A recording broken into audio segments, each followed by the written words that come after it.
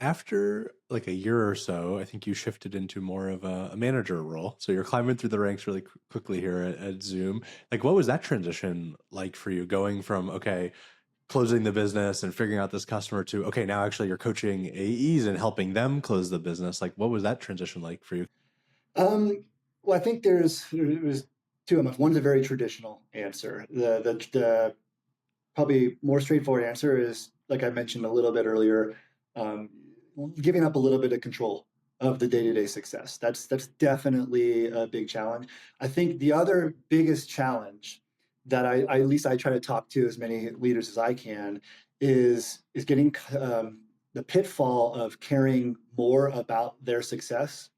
They, as in your direct reports, your reps, um, your team, caring more about their success than they do, and so you kind of try to. It's a difficulty of meeting them where they are, in meeting them where they are as far as what their drive is, what their passion is, um, and meeting that energy level.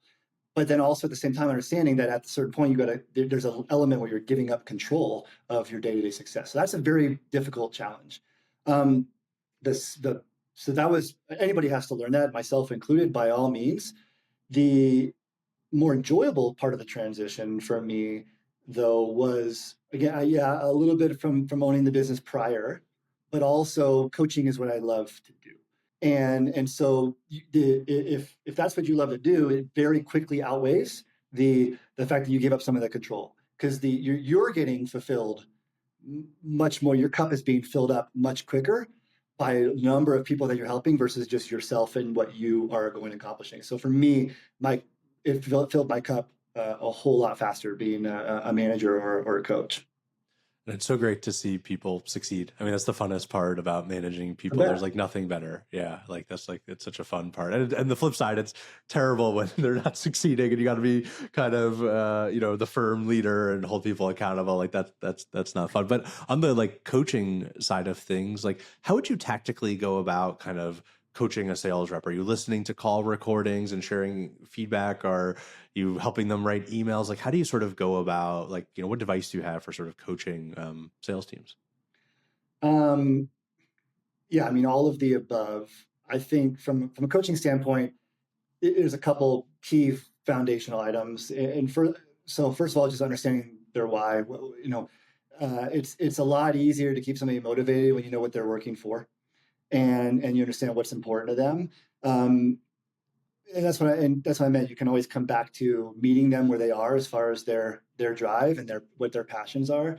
So definitely understanding why this is hard. Like you're gonna get shot down so much, so quickly, so often. Why are you doing this? Why do we keep doing this? And so that's a big part of it. But then asking, right? What is it? How do they like to be coached? How do they want to be coached? That is such a broad spectrum. So individually understanding that, um, uh, but reviewing as much as they'll allow you to, right? Coming from asking, I think the better answer is just through questions. Through questions and curiosity, just like you would talk to a customer. You don't want to tell the customer what's right. You want to help them self-discover it. So I think from a coaching standpoint, the best thing, just like when a customer understands what your value is when they can explain it back to you. The same thing is true.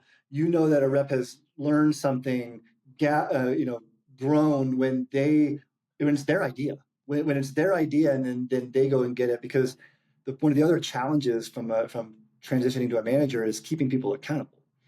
Well, keeping people accountable when it's only your ideas as the manager, and you're saying this is what we have to go do. This is without aligning that to their why, or realizing that they are not going to do it because of their motivation factors. If it's their idea, so much easier to keep them accountable to it. Say, hey, this is what you said you wanted to do. How do I help you go do that? So I think that's a big part of it.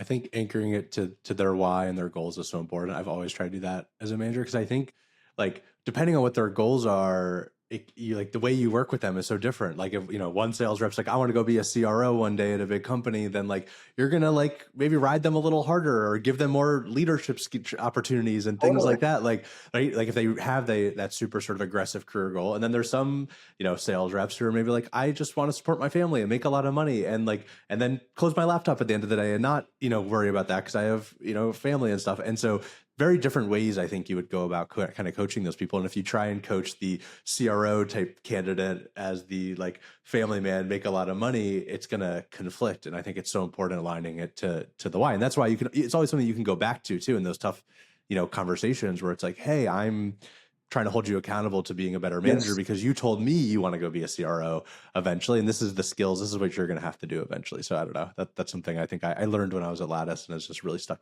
with me as like the way to approach management. And that way it makes it about them, not about you. Absolutely. Exactly. I think that's just I think it's just an element of humanness.